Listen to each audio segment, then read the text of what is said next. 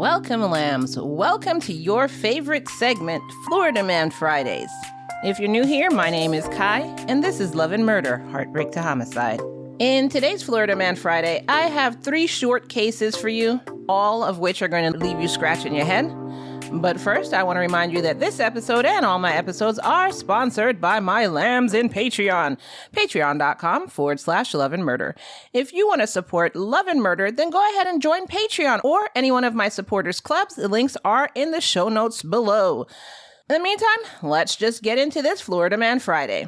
In the first case, this happened in April 2023 in Miami, Florida, where a woman's car was found torched. Police asked the woman what happened, and she said, the car just caught fire on the drive home. I was just driving, no warning, car just blew up in flames. And I was just so lucky to get out. So they were like, really, ma'am? Really? She said, yeah, that's what happened. Later on, of course, she changed her story, and she said that Melvin Cintron is the one who torched her car. But she said the reason why she kept saying that it just caught on fire or whatever other story she was saying was because every time that she called them, he only allowed her to speak on speakerphone so he could hear what was being said. So on September 13th, Melvin was arrested. Come to find out, this is his cousin, and he set his cousin's car on fire. The reason he was arrested was because of what his cousin said. And not only that, he got caught on camera setting the car on fire. So it was like an open and shut case, Johnson. And number three, he left his cell phone at the scene of the crime. Now, I know the rule here at Love and Murder is if you're going to do a crime, then make sure you leave as much evidence as possible. I can tell he's a listener of Love and Murder, so he followed instructions. During the investigation, they found out even more. So Melvin and his cousin were in a relationship, and she was scared of him because he was also abusive. He once stole her purse and dropped her off on the side of the road because they had been arguing. And she said that he also carried a high-capacity gun with him for protection. And I said that in air quotes. And the gun was a double-drummed high-capacity gun that he called Tits. That was the name of his gun, Tits, because I guess the double drum, it's on either side of the gun. So that's his imagination. That's how far his imagination went. So when he was arrested, he was charged with 2nd-degree arson and 3rd-degree grand theft and 4th-degree stupidity. Well, that's what I would have charged him with. And he's currently being held in Turner Guilford Knight Correctional Center on a $12,500 bond. And that is Melvin Cintron, the guy who left his cell phone at the scene. You might as well have left your wallet, too, and just a picture of you with a thumbs up and a match in your hand.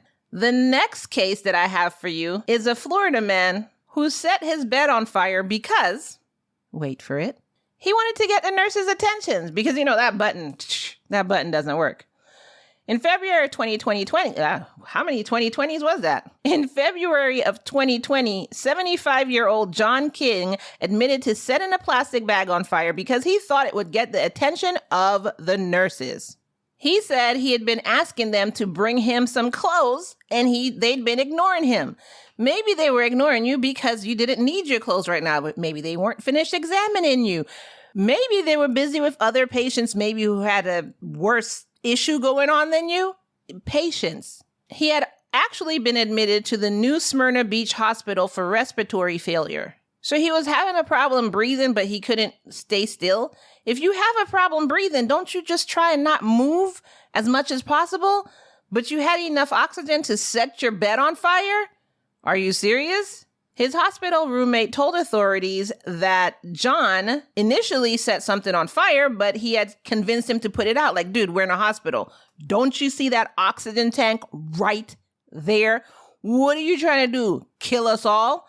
So John put it out. And his roommate left, probably went to the bathroom or something, and he came back and he saw that John had set something else on fire again.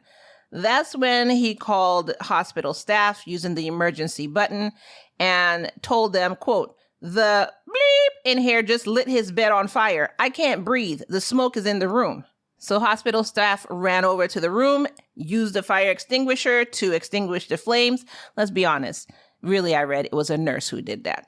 Shout out to nurses out there. And then they subdued John until the police arrived. According to the hospital, the bed was $4,000 and it was completely damaged. So they said John would be responsible for repairing that. Basically, buying a new one. So because they didn't listen to you, John, now you have to pay $4,000 on top of everything else because you know you're being arrested. So John was like, well, I mean, I know the bed is broken, but I didn't mean to. I wasn't going to hurt anybody. I just thought y'all would come in here and give me my clothes. That's what you thought, John? You thought you were going to burn half the hospital down and they were just going to come in there and give you your clothes and say, okay, John, you're discharged. You can go now. Really? So, of course, he was arrested and placed in jail on a $15,000 bond. And at the time, he was set to go to court on March 18th. I couldn't find an update on his case, so that's all I know. And that is the case of John King, who decided to set his bed on fire because he wanted his clothes.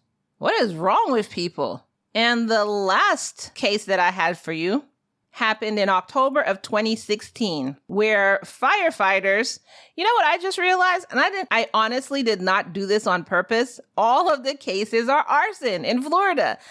That's the theme for today's episode. It was an accidental theme, but it's the theme. Fire in Florida, man. That doesn't make sense. I'll think of a title. So, October 2016, firefighters responded to a duplex on the 200 block of Northwest 61st Avenue. The report said that 2 people lived in this duplex next door and that someone had set a mattress on fire. What is with the mattresses, people? When firefighters went out, they reported that the mattress was deliberately set on fire, quote, posing an immediate threat to the lives and safety of the occupants. Police arrested Carlos Rodriguez, who was 31 at the time, on 1 count of first-degree arson and 2 counts of attempted felony murder. He was initially supposed to go to court, but his public defender asked them to push the court hearing back because they said he had some, quote, mental issues. Now, again, this was in 2016. I don't know what happened with it. There was no other reports of this, but that is not, first of all, they didn't say why they arrested him for that, if he was trying to murder somebody intentionally, or if it's just, because people were in the vicinity and he purposefully burned a mattress. None of that was explained. The thing about this that makes it a Florida man case is because he actually is called Halfhead. Because in 2010, after his mugshot came out, you could literally see half of his skull is gone. Now, I hear that he was called Halfhead or he was called Halfy, I guess both. Basically, he injured his head after he hit a pole while driving, flew out the window of his car and landed on his head. Landed on his head. Doctors had to remove part of his brain and then fuse his skull back together. So it appears that he probably has issues with impulse control because he has half of a brain, like literally he has half a brain. And he's been in and out of prison, well, not prison, but jail, since all this happened, doing like petty crimes. He's been arrested for disorderly intoxication, possession of weed, soliciting a prostitute, and theft. Quote, I was barred out on drugs and I was driving and I hit a pole, flew out the front window and landed on my head. That's what he says he has a YouTube channel, I guess, or he had a YouTube channel. I don't know if it's still up. I don't want to click on it and give him views. But that's what he said happened to him, which is why he got into the accident. He was just high and decided to go driving. And that's what makes him a Florida man case. And that is all the cases I have for you for this Florida Man Friday. All 3 of them wanted to set fire to something in their house or in a place or just arson. Let's just say arson. So which case, that's going to be my poll question today. Which one do you think is the most crazy in terms of arson? Which case do you think was the most crazy for a Florida Man episode?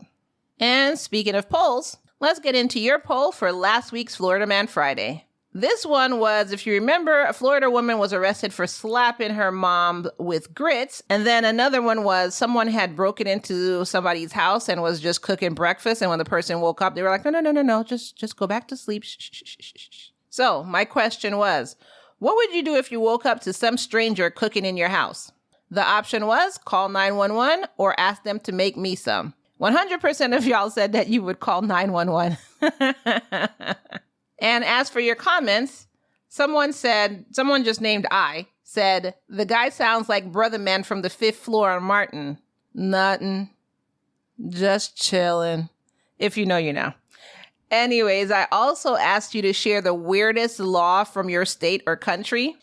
And Christina Bobo said, weird law in New Jersey. It's illegal to frown in Bernard's Township. It's illegal to frown? Wow. And also, hot dogs used to be banned on Sundays in the 30s and 40s. You couldn't eat hot dogs on Sundays? Why? Was it too sexy for you? That's crazy. And in response to what would you do if you awoke to a stranger cooking breakfast in your home, Christina Bobo said, I watched too much true crime for that foolishness. And then she had a gif of her calling the cops. Susan Miller Frank said, I'd probably have to have a change of underwear, then call the police. To which I responded, I agree, but in reverse. I'm calling first, and then I'm changing. And then she said, sounds a lot more sensible. And that is your Florida Man Friday. I want to hear from you. So the poll question is, which arson case is the craziest out of the 3 that I gave you? And also, if you have a crazy arson case, put it in the comments below because I would like to react on it. So put your crazy arson cases in the comments below and it might show up on an episode of Love and Murder. Thank you for listening and I'll see you in the next rant. Bye.